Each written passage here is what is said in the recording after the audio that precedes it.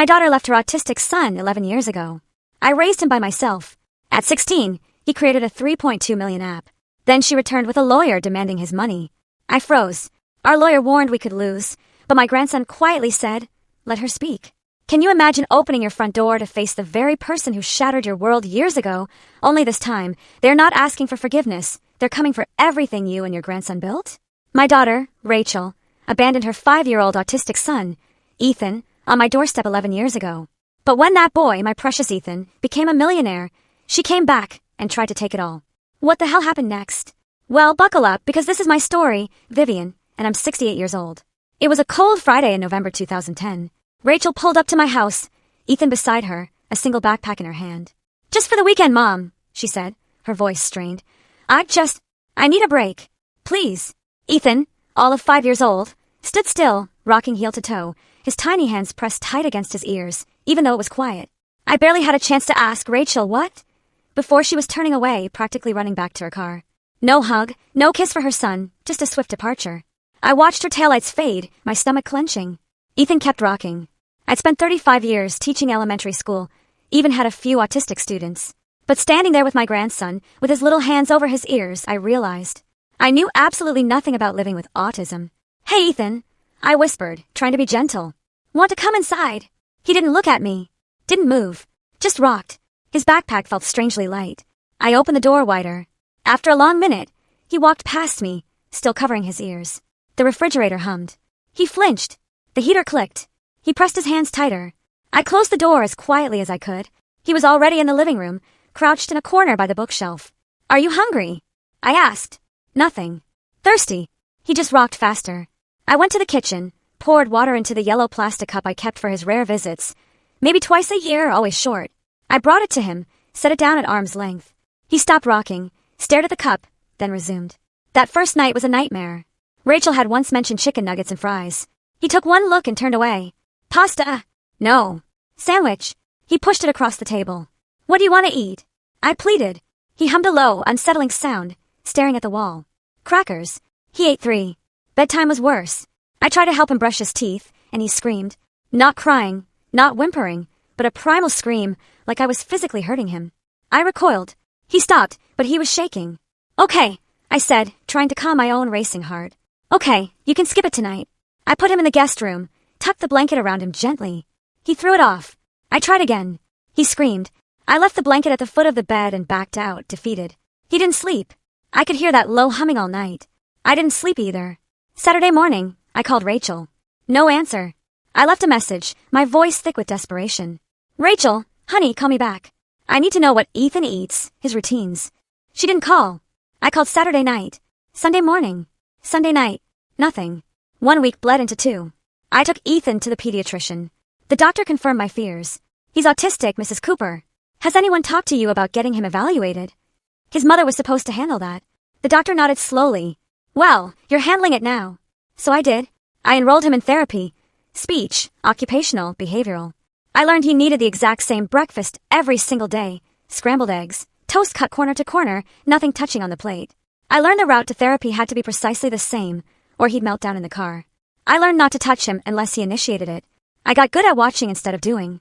2 weeks after Ethan arrived, I found him in the living room at dawn. He was on the floor with a bin of toy cars I bought him, lining them up. But it wasn't random. He'd arranged them by color, in a way that took my breath away. A red car, then one slightly more orange, then even more orange, then yellow-green. A gradient so subtle I had to squint to see the differences. He'd organized them perfectly. "That's amazing, Ethan," I whispered. He didn't look at me, but he kept arranging. December came. Rachel still hadn't called. I tried a different approach with Ethan. I stopped trying to make him look at me, stopped pushing him to talk. I just made sure everything was the same, every single day. Same breakfast, same time, same shows, same bedtime routine he finally tolerated, just me saying goodnight from the doorway. He calmed down.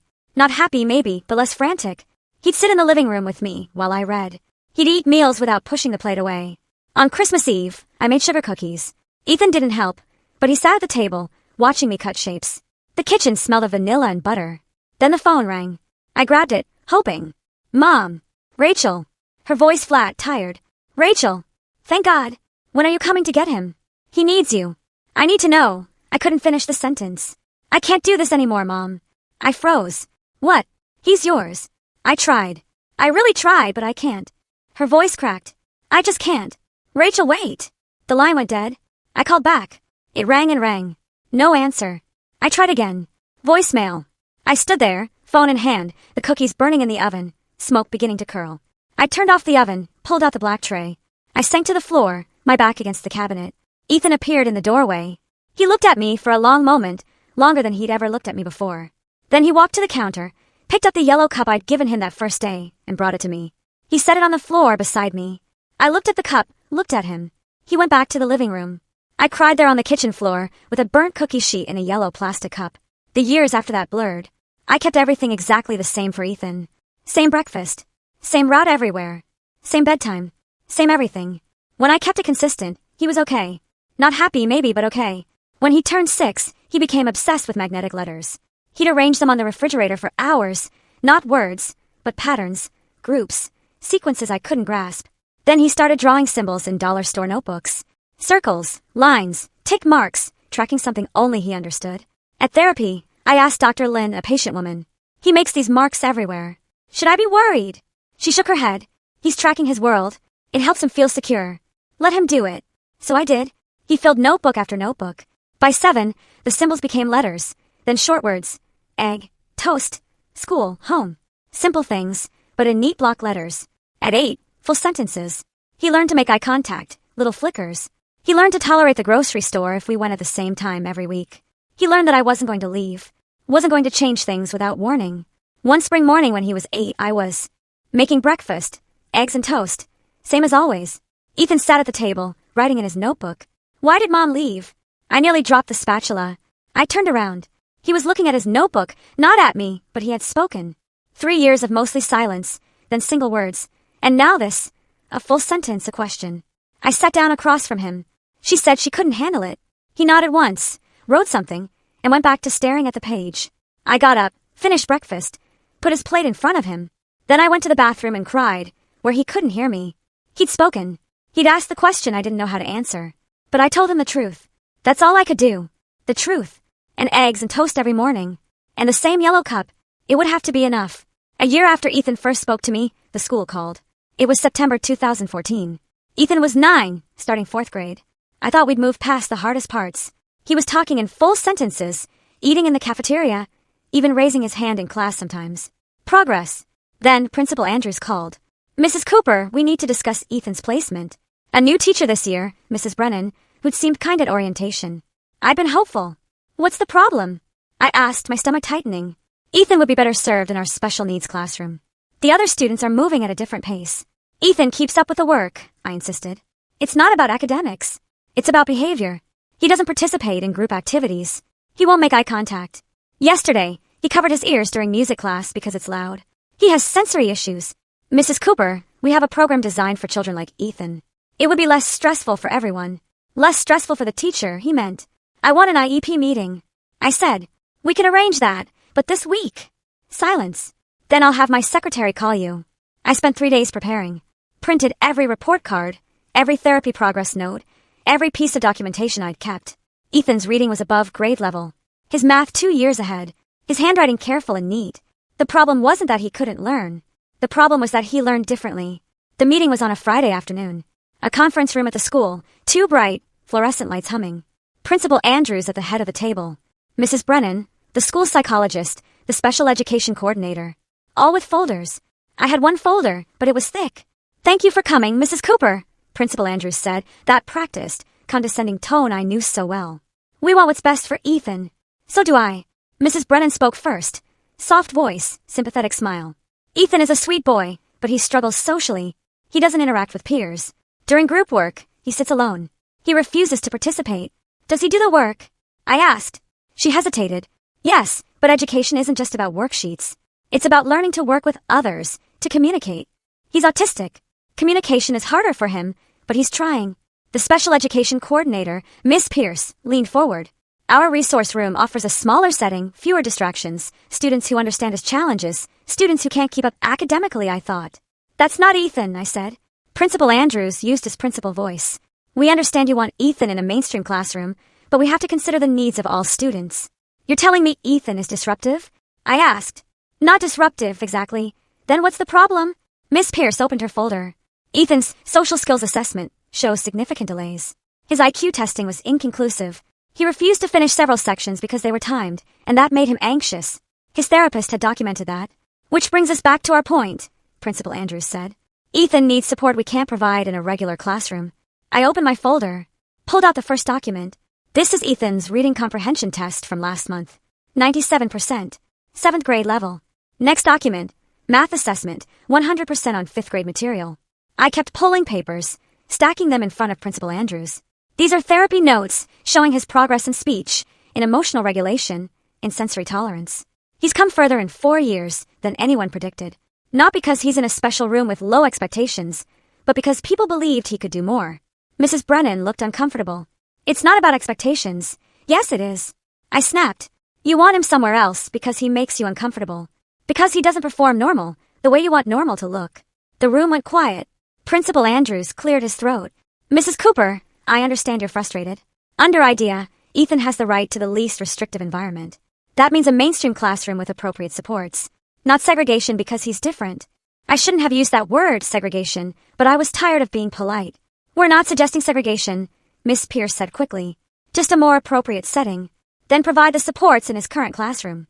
Noise-canceling headphones for music, extra time for transitions, a quiet space if he gets overwhelmed. That's accommodation, not removal. They looked at each other. Principal Andrews sighed.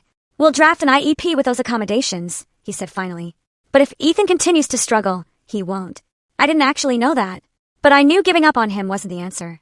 That evening, I spread all the meeting notes across the kitchen table, started organizing them into a 3-ring binder, color-coded tabs for medical, educational, therapy, legal. My hands knew this work from years in classrooms. Ethan came in from the living room. He'd been watching his show, the same episode he watched every Friday. His yellow cup sat on the counter. He stood watching me. What are you doing? He asked. His speech had grown stronger over the year. Making sure the school can't forget what you can do. He moved closer, looked at the papers. Can I help? I glanced at him. Sure. We worked together for an hour. I showed him how I was organizing everything. He studied my system, then pointed to the therapy tab. These should be sorted by date, then by type. Speech separate from occupational, separate from behavioral. I looked where he was pointing. He was right. That made more sense. Show me, I said. He rearranged the entire section in 10 minutes. Created a system I wouldn't have thought of. Logical and clean and perfect. I watched him work, his hands moving fast, completely focused. He understood organization on a level I'd never reach. Pattern and structure and order. It came naturally to him, the way breathing came to other people. That's really good, Ethan, I said. When he finished, he nodded, didn't smile, but I could tell he was pleased. The next year, when Ethan turned 10, his speech therapist suggested a tablet for communication support, something to type on when speaking felt too hard. I saved up and bought him one for his birthday. He had it figured out in a day. Within a week, he downloaded a scanning app, started photographing every page of his notebooks, creating digital copies. I watched him work, methodical and focused, preserving everything he'd ever written. Why are you doing that? I asked. So I don't lose it, he said, not looking up. At therapy group sessions for parents, the other mothers would ask me questions during coffee time. How did I get Ethan to cooperate? What was my secret? How did I handle the meltdowns? I don't handle him, I'd say. I listened to him. One woman, Linda, whose son was 7 and nonverbal, shook her head. But how do you stay so patient? I thought about that. I guess I stopped trying to make him be someone else. I just tried to understand who he is. She looked at me like I'd said something profound, but it wasn't profound. It was just the only thing that worked. Ethan started noticing patterns everywhere that year. We'd be driving and he'd say, the traffic light on 4th Street is mistimed. It stays red 45 seconds longer than the others. I had no idea if that was true. At the grocery store, he'd look at the receipt and point out a pricing error. The apples were marked wrong, 3 cents higher than the shelf tag. He was right every time. Once, at a parent-teacher conference that fall, Principal Andrews smiled at me while explaining Ethan's progress, but his eyes stayed flat, cold. In the car, Ethan said, he doesn't like me. What? No, honey. He was being nice. His face moved wrong. The smile didn't match. I glanced at Ethan. He was staring out the window, expression blank. What do you mean? When people really smile, the muscles around their eyes contract. His didn't. He was pretending. I drove in silence. Ethan was 10 years old, and he could read faces better than I could. By the time he turned 11 and started 5th grade, I thought we'd found our rhythm. Then, Mrs. Hung called me at work one afternoon. Mrs. Cooper, Ethan disrupted class today. My stomach dropped. What happened? I was teaching long division. Ethan stood up and corrected me in front of everyone. Was he right? Pause. That's not the point. That's exactly the point. Was he right? Yes. But then he was helping Mrs. Cooper. He embarrassed me. He needs to understand there's a time and place. He's 11. He sees a mistake. He corrects it. That's how his brain works. Another parent conference. Another stack of paperwork. This time, they wanted to label him oppositional defiant. I brought 6 months of therapy notes. Dr. Lynn's assessments showing Ethan wasn't defiant. He was direct. Factual. He didn't understand social hierarchies that said adults were always right, even when they were wrong. He's not being disrespectful, I explained to the school psychologist. He's being honest. There's a difference. They agreed to drop it. Barely. That night, Ethan asked me a question while we ate dinner. Why do they want me to be different? I set down my fork. What do you mean? The teachers, the other kids, everyone, they want me to act like I'm not me. I didn't have a good answer. Not really. Because they're scared of people who see more than they do, I said finally. He thought about that, nodded once, went back to eating. A few weeks later, he asked if I had his birth certificate. Why do you need that? I asked. I want to see it. I found it in my file cabinet. He studied it for a long time, then asked for his school enrollment papers, his social security card, anything with his name on it. Are you okay? I asked. Is this about your mom? I just want to see everything. Make sure it's all there. I assumed he was processing what had happened, trying to understand why Rachel left, what his life looked like on paper. It made sense for a kid who organized the world in categories and files. I helped him scan everything into his tablet, birth records, medical history, every legal document I had. He saved them all carefully, backed them up, created folders with labels I didn't quite understand. What are you building? I asked once. A system, he said, so nothing gets lost. I kissed the top of his head. Okay, buddy. Whatever helps. I thought he was coping with his past. I had no idea he was preparing for his future. That future started taking shape the summer Ethan turned 12. He'd been scanning documents for months, organizing everything into his tablet with a focus I'd learned not to interrupt. But in June 2017, I discovered something new. Coding. I found him at the kitchen table one afternoon with my old laptop open, staring at a screen full of text that looked like gibberish to me. Lines of words and symbols and brackets. What are you doing? I asked. Learning Python.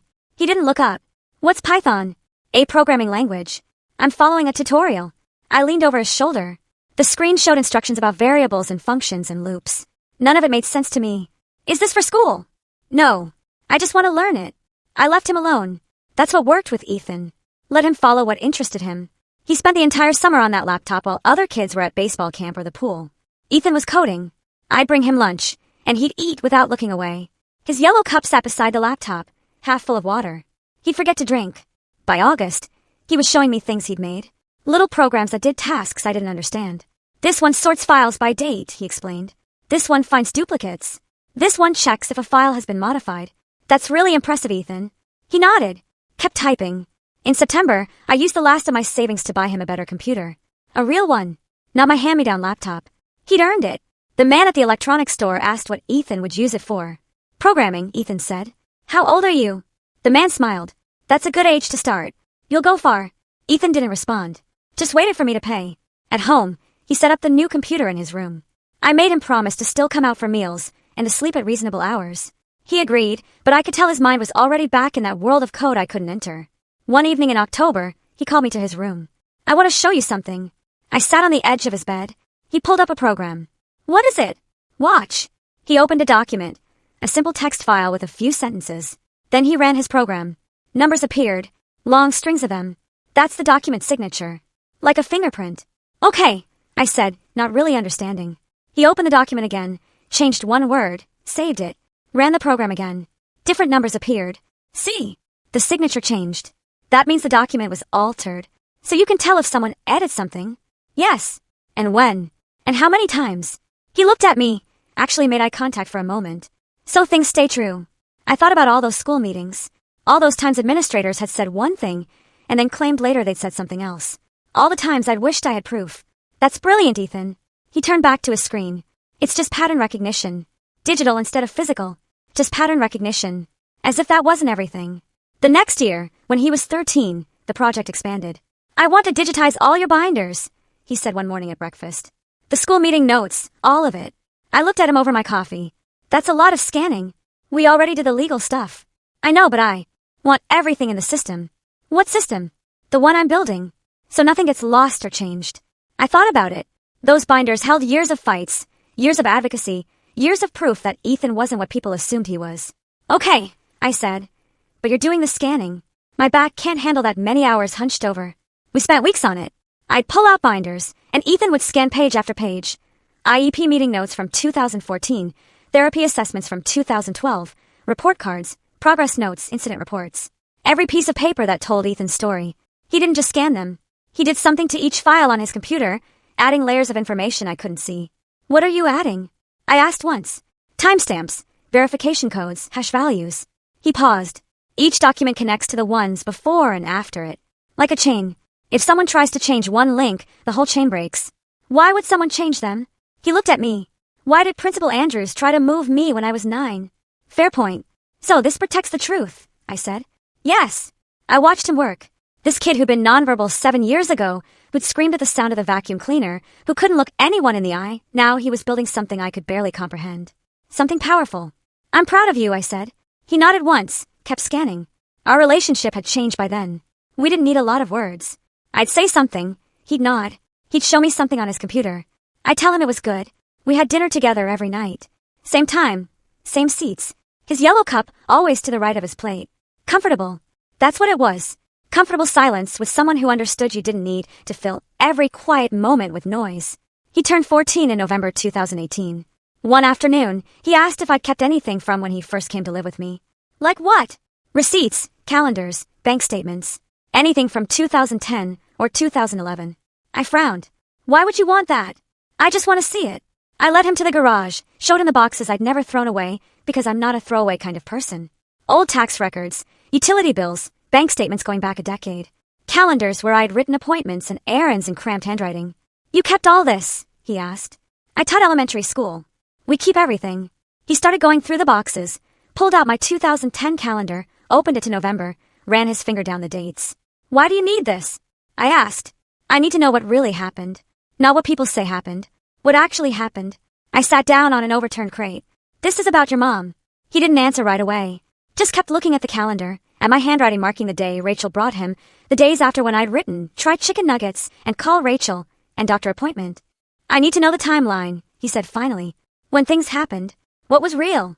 My chest tightened. He was processing it. The abandonment, the years without her, the questions he'd never gotten answers to.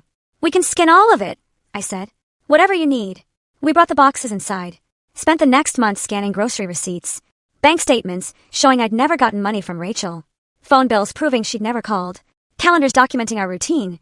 Our life. Every ordinary day that proved she'd been gone. I thought he was building a timeline of his childhood, understanding his past through documentation and proof. Why grocery receipts? I asked once, watching him scan a faded slip from 2011. They have dates. They show where we were, what we bought. They're evidence. Evidence of what? Of what happened. Of what was real. I didn't push. If he needed this to heal, I'd help him. He started staying up later that year. I'd go to bed at 10 and hear the click of his keyboard through the wall. At midnight, I'd get up, make him a sandwich or cut up an apple, leave it on his desk without saying anything. Thanks, he'd murmur, not looking away from his screen. Some nights I'd wake at 2 or 3 in the morning and see light under his door. Ethan, you need to sleep. I'd say. Almost done. He was never almost done. One night in February, I brought him tea at 1 in the morning. His room was cold. 3 monitors now, all showing different screens of code and documents and data. What are you making? I asked. He paused, turned to look at me. Something that will help people know what's real and what's fake. What actually happened versus what someone claims happened. That's really important to you. Yes. Because of your mom. He thought about that. Because people lie. And sometimes you need proof. I kissed the top of his head. His hair needed cutting. Don't stay up all night, I said. I won't. He did anyway. I'd find him asleep at his desk some mornings, head on his arms, monitors still glowing. I'd put a blanket over him and make breakfast. He'd wake up an hour later and come to the kitchen like nothing had happened. I was proud of him, proud of his dedication, his intelligence, his drive to create something meaningful. I just didn't understand what it was really for. I thought he was healing from the past. I didn't know he was building armor for the future. He'd ask me sometimes to test his programs. Click this button. Tell me if the colors look right, if the words make sense. I didn't understand what any of it did, but I could tell him if it looked finished. Does it work? I'd ask. Yes. Then what are you still working on? Making it better. Always better. Always more accurate. Always one more test. One more verification. One more way to prove what was real and what wasn't. I thought it was just a project, something impressive he'd put on college applications someday. I had no idea what he was really building. What he was building turned out to be something people would pay millions for. Ethan was 15 when he finished it. Spring 2020. Middle of the pandemic. The world locked down, and everyone's suddenly living online. Ethan barely noticed the difference. He'd been living in his room with his computers for years already. I want to show you something, he said one afternoon in May. I followed him to his room. 3 monitors, all showing different screens. He pulled up a program with a clean, simple interface. Nothing fancy, just boxes and buttons and text. This is it, he said. The verification system. What does it do? He clicked through screens, showing me features I only half understood. It analyzes documents, checks if they've been altered, when they were created, if the signatures match other known samples. It catches forgeries. I watched the program run through a sample document. Numbers appeared, graphs, analysis results. So if someone fakes a document, this catches it? Yes. The metadata, the digital fingerprints, the patterns. It sees what people can't. That's incredible, Ethan. He nodded. I'm going to sell it. To who? Security companies, fraud prevention, anyone who needs to verify documents are real. He said it so matter-of-factly, like it was obvious. My 15-year-old son was going to sell software to companies. Do you know how to do that? I asked. I've been researching. Of course, he had. He started reaching out to companies that month. Send emails with professional language. I helped him polish, though his direct way of writing was clearer than most business communication I'd seen. The first sale came in June. A small security firm bought a license for $20,000. I stared at the number on the screen when Ethan showed me. $20,000? It's less than it should be, he said. But it's a proof of concept. Now I have a client. He was right. Once word got out that his system worked, other companies wanted demos. Ethan took conference calls in his room, that same calm voice he used with me, explaining technical concepts without dumbing them down. I'd listen from the hallway. Sometimes he'd say things like, the algorithm compares hash values across multiple verification layers, and somehow the business people on the other end understood him, or pretended to. He turned 16 in November 2020. By January 2021, he had 6 more clients and enough money in his account to pay for college twice over. Then the big offers started coming. Tech companies wanted exclusive rights. Corporate fraud prevention firms wanted to license it for their entire operations.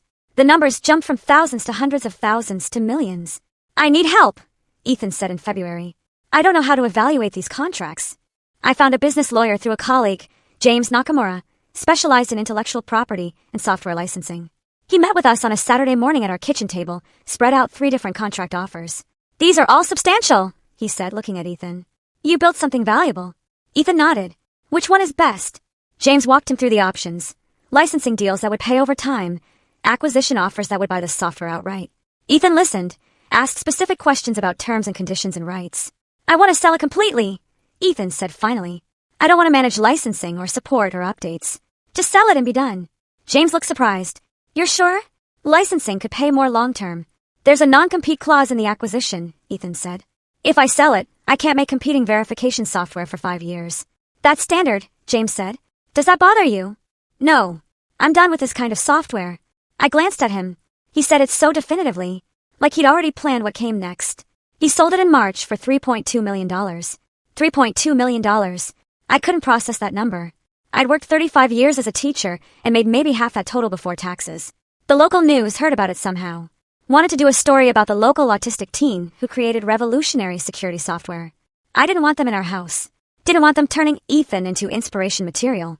But he said yes. The reporter, a young woman named Kate, came on a Thursday afternoon. She set up in our living room, asked if she could film Ethan at his computer. Can you explain what your software does? She asked. It verifies document authenticity through pattern recognition and metadata analysis, Ethan said, looking at the camera the way he'd look at anyone. Direct. It catches forgeries that people miss. What made you want to create this? I tensed. But Ethan answered simply. I wanted to know what was real. People lie. Documents don't, if you know how to read them correctly. Kate smiled. That's very insightful. Do you have plans for what you'll do with the money? Not yet. She tried a few more questions, but Ethan's answers were short, factual, not the emotional human interest story she wanted. After 20 minutes, she thanked us and left. The segment aired on Friday Evening News. Local teen creates revolutionary security software. They used maybe 2 minutes of the interview, added dramatic music, showed Ethan at his computer looking focused and brilliant. I watched it with him. How do you feel? I asked when it ended. Fine. But I noticed something in the days after. He wasn't celebrating, wasn't excited about the money or the attention or what came next. He was just waiting, watching. I'd catch him staring out the window sometimes, or sitting at the kitchen table with his yellow cup, not drinking, just holding it. You okay? I'd ask. Yeah, but he wasn't. Something had shifted, some tension I couldn't name. 2 weeks after the news story aired, the doorbell rang on a Tuesday afternoon. I wasn't expecting anyone. Ethan was in his room. I opened the door and there they were. A woman in a gray suit, expensive looking, hair perfect. A man beside her in a dark suit carrying a leather briefcase. The woman smiled. It didn't reach her eyes. Hi, Mom. My stomach dropped. My hands went cold. Rachel. She looked older. 11 years older. Lines around her mouth. Tension in her jaw. But it was her. Ethan, she said, looking past me into the house. I couldn't move, couldn't speak. My body had forgotten how. I'm Stephen Walsh, the man said. Mrs. Cooper's attorney. We'd like to speak with you about Ethan's situation. His situation. I managed. Rachel's smile got tighter. Can we come in? This is important. I should have said no. Should have closed the door. I was frozen. Ethan appeared behind me in the hallway. He looked at Rachel. His face was completely blank. No surprise, no emotion, nothing. He just watched her the way he'd watched traffic patterns or pricing errors. Analytical. Calculating. Come in, he said. My legs moved without my permission. I stepped back. They came into my house, Rachel and her lawyer, and I felt sick. We sat at the kitchen table, the same table where Ethan and I ate breakfast every morning, where we'd organized school meeting notes and scanned documents and planned his future. Now Rachel sat there, hands folded, while her lawyer opened his briefcase. Mrs. Cooper, we're here to discuss custody and financial guardianship. He said, professional, smooth, practiced. My client, Rachel Cooper, has maintained parental rights to Ethan and wishes to resume active custody. Custody, I said. He's 16. Precisely, Walsh said. Still a minor. And my client never formally terminated parental rights. She's been co-parenting from a distance, maintaining contact through appropriate channels. That's a lie, I said, my voice shaking. She hasn't called in 11 years. Rachel spoke then, soft voice, sad eyes that looked fake. Mom, I know you've done a wonderful job raising Ethan, but he needs his mother now. Especially with the money and the attention, he needs guidance. He has guidance. Walsh pulled out papers, documents with official-looking seals and signatures. These show Mrs. Cooper has maintained legal parental rights. She's documented her financial support and communication over the years. She's entitled to custody and given Ethan's minor status, management of his financial assets until he reaches majority. I looked at the papers. They looked real. Professional. My heart was hammering. Those are fake, I said. But I had no proof. They're properly notarized and filed, Walsh said calmly. Unless you can prove otherwise. I looked at Ethan. He was watching Rachel, his face still blank, but I could see something in his eyes. Something I couldn't read. Ethan, I said quietly, what do we do? He looked at me for 1 second, then back at Rachel. We should get a lawyer, he said. Getting a lawyer turned out to be easier than using one. I found Linda Reyes through a referral. Family law attorney with 20 years of experience. She met with us 3 days. After Rachel showed up, came to our house because I couldn't face going to an office. I brought every binder I had. Years of school records, therapy notes, medical appointments, every piece of paper proving I'd raised Ethan. My hands shook the entire time I carried them to the kitchen table. Ethan sat quietly beside me, watching, always watching. Linda spread Rachel's documents across the table, the ones Walsh had presented. She studied them for over an hour, reading every page, checking signatures, examining the stamps. Finally, she looked up. Her face told me everything before she spoke. These look legitimate, she said carefully. Very professionally done. But they're fake. I insisted. She's lying. She hasn't seen him in 11 years. I believe you. But do you have concrete proof these documents are forged? I pulled out my binders. I have everything. Every school meeting, every doctor visit, every therapy session. Linda looked through them, nodded slowly. This is excellent documentation. It proves you've been the primary caregiver. But Mrs. Cooper, without hard evidence that her documents are fake, a judge might rule in her favor. Why? Because she never legally terminated parental rights. There's no court record of custody transfer. Schools and doctors accepted you informally. But, she paused, did you ever file for formal guardianship? The room went cold. I didn't think I needed to. She abandoned him. I know, but legally, without documentation of that abandonment, without her signing away rights, she's still his parent on paper. Linda's voice was gentle but firm. Her lawyer will argue that an informal arrangement doesn't override parental rights. I couldn't breathe. So she can just take him? She's not trying to take physical custody. He's 16. Courts rarely force teenagers to move. She's after financial guardianship. Control of his assets until he's 18. $3.2 million. That's what this was about. Can we fight it? I asked. Yes, but I need you to understand. Her case looks strong. She has documentation, a compelling narrative about maintaining involvement from a distance. Unless we can prove those documents are fraudulent, we'll lose. Linda didn't disagree. I looked at Ethan. He sat perfectly still, hands folded on the table, face blank. He wouldn't meet my eyes. Ethan, I said quietly, do you understand what's happening? Yes. Are you scared? He thought about that. No, how could he not be scared? I was terrified. Linda explained the next steps. Depositions, discovery, court dates. It would take weeks, maybe months. The whole time Rachel's claim would hang over us. After she left, I sat at the kitchen table and broke down. We're going to lose you, I sobbed through tears. After everything, after 11 years, we're going to lose.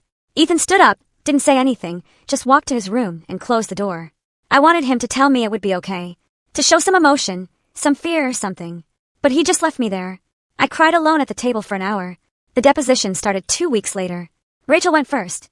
She sat in the conference room at her lawyer's office, perfectly composed, hair styled, makeup subtle, wearing a soft gray sweater that made her look maternal. I visited monthly when possible, sent financial support through money orders, called regularly to check on his progress. Why didn't you take physical custody? I felt it was better for Ethan to have stability with my mother while I dealt with personal challenges, but I never stopped being his mother. I never stopped caring. She provided dates, specific months when she claimed to have visited, exact dollar amounts she supposedly sent. December 2012, $300. April 2014, $500. On and on. A detailed financial record of support that never happened. I sat there listening, nails digging into my palms. Mrs. Cooper, why are you seeking custody arrangements now? Walsh asked. Because Ethan has significant assets that need proper management, and because he's approaching adulthood, I want to be present for this crucial transition, to guide him, to make up for lost time. She looked at me when she said it. Sad eyes, regretful smile. I wanted to scream, wanted to call her a liar in front of everyone. But Linda had warned me, stay calm. Don't react. Let her tell her story. After Rachel finished, Linda took me aside. Her testimony is detailed, consistent. That's very convincing to judges. It's all lies. I know. But can you prove it? I couldn't. Ethan's deposition was 3 days later. Walsh asked him questions about his childhood, about memories of his mother, about her involvement. Do you remember your mother visiting you? Walsh asked. I don't recall specific visits. Do you remember phone calls from her? I'd have to check my records. What about financial support? Did you know she was sending money? I don't remember receiving money from her. Walsh looked pleased. He thought Ethan's memory was poor, that it supported Rachel's narrative that she'd been involved, but Ethan, being autistic, simply didn't remember clearly. He had no idea. Linda asked Ethan questions, too. Can you describe your relationship with your grandmother? She takes care of me, cooks meals, helps with school. She's always been there. Do you want to live with her? Yes. Do you want your mother to have control of your finances? No short answers. Direct. True. But they felt weak against Rachel's detailed lies. After the deposition, Linda drove us home. He did well, she said. But Mrs. Cooper, I have to be honest. Without evidence proving Rachel's documents are forged, this is going to be difficult. How difficult? We might lose. That night, I couldn't sleep at all. I lay in bed staring at the ceiling, thinking about Ethan being taken away, Rachel controlling his money, him turning 18 and being free. But those 2 years felt like forever. At 3 a.m, I got up, saw light under Ethan's door. I opened it quietly. He was at his computer, 3 monitors glowing. Lines of code scrolled across one screen. Documents and data filled the others. Ethan, it's 3 a.m. He didn't turn around. I know you need to sleep. Court is tomorrow. I'm almost done. Done with what? He kept typing. My records. I moved closer. Saw spreadsheets with dates, files with names. I recognized my bank statements, calendar entries, phone records. Ethan, I don't know what to do. I said, my voice broke. I don't know how to fight this. He stopped typing. Didn't turn around. Just tell the truth tomorrow, he said quietly. That's all you have to do. The truth isn't enough. She has documents. She has proof. Fake proof, but proof. Tell the truth, he repeated. I wanted to shake him, to make him understand how serious this was. But he just sat there, calm, focused, like losing me didn't matter. I went back to bed, didn't sleep, just lay there in the dark, terrified. Ethan stayed at his computer all night. I heard the keyboard clicking until dawn. I had no idea what he was doing. I just knew I was about to lose him, and there was nothing I could do to stop it. Morning came, whether I wanted it to or not. I got up at 6, made breakfast neither of us would eat. Ethan came, out of his room at 7, showered, dressed in the button-down shirt we bought for court. He looked older than 16, tired but calm. You ready? I asked. Yes. We drove to the courthouse in silence. My hand shook on the steering wheel. Ethan stared out the window. Linda met us on the steps. Remember, stay calm. Let me do the talking. Ethan, answer questions directly, but don't volunteer information. Ethan nodded. The courtroom was smaller than I expected. Wood paneling, fluorescent lights, that smell of old paper and floor polish. Judge Harrison sat at the bench. A woman in her 50s with sharp eyes and gray hair pulled back. Rachel sat at the front table with Walsh. She dressed carefully. Soft colors, minimal jewelry, hair loose. She looked like a concerned mother. We sat at our table, Linda on one side of me, Ethan on the other. All rise, the bailiff said. The hearing began. Walsh stood, presented his case smoothly. Rachel Cooper, devoted mother, maintained consistent involvement despite personal challenges. Documentary evidence of parental rights never terminated. Financial support provided.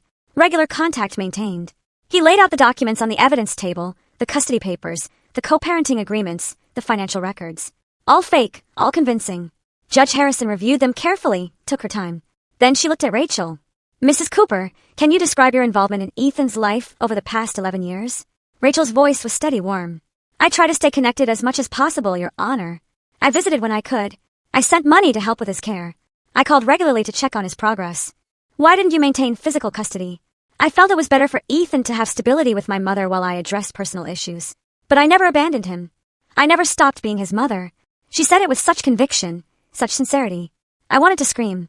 The judge asked more questions. Rachel answered all of them.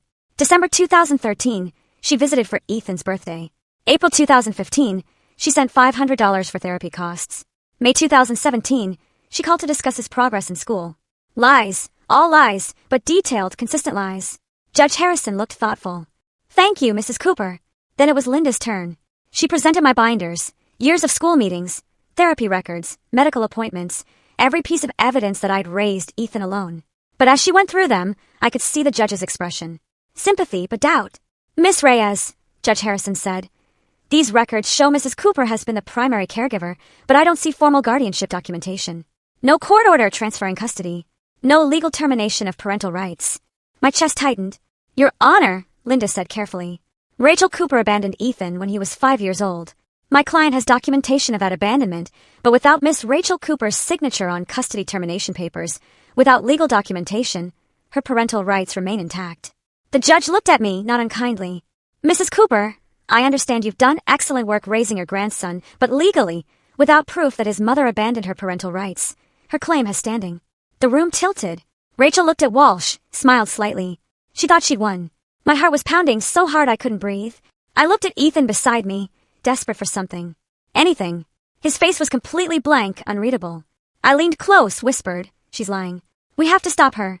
He turned his head slightly, whispered back. Let her talk. What? We were losing, and he wanted Rachel to keep talking. Judge Harrison looked at Ethan. Young man, do you wish to speak? A long pause. Ethan sat perfectly still. Then he stood. Yes, Your Honor. I have evidence. My heart stopped. What evidence? I'd given Linda everything I had. Approach, Judge Harrison said.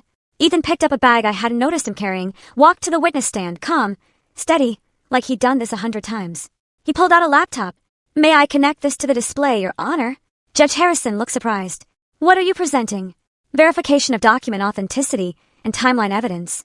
He spoke clearly, directly, the way he always did. I built a system that proves whether documents are real or forged. Walsh stood immediately. Your Honor, this is highly irregular. We weren't informed of this evidence. Your client presented fraudulent documents 6 weeks ago, Ethan said, looking directly at Walsh. I'm presenting analysis of those documents now. Judge Harrison studied Ethan. Proceed, but this better be relevant. Ethan connected his laptop. The courtroom display lit up. He pulled up Rachel's custody documents first. The ones Walsh had presented. They appeared on the screen, official-looking with stamps and signatures. These documents claim to be from 2011 through 2020, Ethan said. But the digital metadata shows they were created 6 weeks ago, right after the news story about my sale aired. He clicked through screens, showing creation dates, file properties, editing history, all time-stamped, all recent. Walsh objected. Metadata can be manipulated. Not in this case, Ethan said calmly. The signature verification shows additional discrepancies. He pulled up my copy of his birth certificate, Rachel's signature from 2005, then ran a program that analyzed the signatures on the custody documents. Numbers appeared, Comparisons, statistical analysis. The pressure patterns don't match. The letter formation is inconsistent. The spacing and slant are different. These signatures were forged. Judge Harrison leaned forward. How do you know this? I built a verification system. It analyzes documents for authenticity. It's what I sold last month. You're 16, the judge said. Yes. She blinked. Continue. Ethan pulled up a new screen. A timeline. These are my records. I've been documenting my life since I was 9 years old. He showed spreadsheets, scanned documents, photographs, all time-stamped, all verified. Mrs. Cooper claimed she visited in December 2013. Here's my grandmother's calendar from that month showing our schedule. Here are photos from that week with timestamps. Here's my therapy session notes from December 9th. Therapist confirmed, no mother present. Here's the school attendance record showing I was present every day that month. He clicked through more screens. December 2013. Rachel wasn't there. Mrs. Cooper claimed she sent money orders. Here are 7 years of my grandmother's complete bank records. No deposits from Rachel Cooper. Not $1. Bank statements appeared on screen. Every transaction highlighted. Every source documented. Nothing from Rachel. Mrs. Cooper claims she called regularly. Here are phone company records from 2010 to present. 0 calls from her number after December 24th, 2010. Phone records, years of them. Rachel's number nowhere. April 2015. She claims she sent $500 for therapy. Here's the bank statement showing no such deposit. Here's my grandmother's calendar showing she paid out of pocket. Here's the receipt. Every claim Rachel had made. Ethan demolished with proof. Walsh stood again. Your Honor, this evidence wasn't disclosed in discovery. Because you presented fraudulent documents 6 weeks ago, Ethan said. I built the verification system to analyze them. That's impossible. Walsh said. You couldn't build something like this in 6 weeks. I didn't, Ethan said. I've been building it for 7 years. I just finished analyzing these specific documents 6 weeks ago. Judge Harrison stared at him. You've been documenting your life for 7 years? Yes, Your Honor. Every calendar entry my grandmother made, every receipt she kept, every therapy session, every school meeting, every bank transaction, everything is timestamped, cross-referenced, and verified. The system makes it impossible to alter retroactively. He pulled up more screens, showed the judge how it worked, how each document connected to others, how the verification codes proved nothing had been changed. So when Mrs. Cooper says she visited monthly, sent money, called regularly, I can prove she didn't. Because I have proof of what actually happened. What was real? The courtroom was silent. Judge Harrison looked at Rachel. Mrs. Cooper, can you explain these discrepancies? Rachel's face had gone pale. She looked at Walsh. The metadata could be wrong, she said, her voice shaking. The dates might be. I mean, I did visit. I did send money. When exactly? The judge asked. December 2013. I remember. Do you have proof? Receipts, photos, anything? Rachel stammered. I didn't keep records. I was there. I know I was there. But you have detailed financial records of money orders sent. Yes, I mean, those show. She was falling apart, contradicting herself. The confident mother from 20 minutes ago was gone. Mrs. Cooper, Judge Harrison said coldly. Did you or did you not falsify custody documents? No, I mean my lawyer said. Walsh looked sick. Judge Harrison turned to Ethan. This verification system, it's legitimate. Yes, Your Honor. I sold it last month to Anderson Security for $3.2 million. They verified its accuracy before purchase. The judge's eyebrows rose. Then she looked at the evidence again. At the timeline. At the proof that Rachel had been gone for 11 years. I've seen enough, she said. She ruled from the bench. No recess, no deliberation. Rachel Cooper, I find your testimony not credible and your documentation fraudulent. Full custody and guardianship is awarded to Vivian Cooper. Furthermore, I'm referring this case to the district attorney for investigation of perjury and fraud. Rachel made a sound like choking. This hearing is adjourned. The gavel struck. It was over. Outside the courthouse, standing in the afternoon sun, I finally understood. You knew, I said. You've been protecting us all along. Ethan nodded once. Didn't smile. Just nodded. 6 months later, things looked different. Ethan couldn't work in data security anymore. The non-compete clause from selling his verification system was clear. So he started a new company, software testing and quality assurance. I'm hiring people like me, he said over breakfast one morning. Autistic people. We see patterns others miss. His first hire was Stephen. I recognized the name immediately. Stephen had been my student 20 years ago. I'd fought the school board for him in 4th grade. They said he'd never hold a job. Now he was Ethan's lead quality tester. Then Marcus. Then Lily, more of my former students. Kids people had given up on. I visited Ethan's office one afternoon. Small space. 6 desks. Everyone wearing headphones. Quiet. Focused. Stephen saw me. Took off his headphones. Mrs. Cooper. You told the principal I wasn't broken. Just different. His voice cracked. Ethan says the same thing. I couldn't speak. Just nodded. Rachel got 2 years probation and 500 hours of community service at an autism resource center. 3 months into her sentence, I was dropping off donated supplies and saw her. On the floor, reading to nonverbal children. She looked up, saw me. We both froze. She looked exhausted, humbled, nothing like the woman who'd shown up with a lawyer. The center director told me, not knowing who I was, that volunteer comes in extra hours. Says she's learning what she should have learned years ago. I didn't speak to Rachel. Just watched for a moment, then left. Some things don't need words. On a Tuesday evening a few weeks later, I brought dinner to Ethan's apartment like I always did. His yellow cup sat on the counter, chipped, but still his favorite. We ate at a small table, quiet, comfortable. I started clearing plates. Ethan put his phone down. Vivian. I turned around. He was looking at his hands. I know what you gave up for me. I sat back down, waited. Your friend stopped calling. You stopped going places. I heard you on the phone once, turning down a trip because you couldn't leave me. Ethan, you could have sent me away like she did. School suggested it. You didn't. My throat was tight. You're my grandson. I know. He looked up at me. But you chose it every day, even when I couldn't say thank you. Silence. Just the hum of his refrigerator. It mattered, he said quietly. I reached across the table, put my hand near his, not touching but close. You were worth every single day, I said. He nodded once. I know that now. We sat there a moment longer. Then I got up, finished the dishes while he opened his laptop. Same routine, same comfortable silence. But something important had been said. I kissed the top of his head on my way out. He didn't flinch. See you Tuesday, I said. Tuesday, he confirmed. I drove home through streets I'd driven 1,000 times before. Same routes, same turns. The way Ethan liked things. The way I'd learned to like things, too. My phone buzzed at a red light. A text from Ethan. Thank you. Just those 2 words. I smiled the whole way home. So that's my story. What would you have done if your own child betrayed you like this? Could you forgive them? Tell me what you think in the comments below. I really want to know. Thanks for watching. Take care.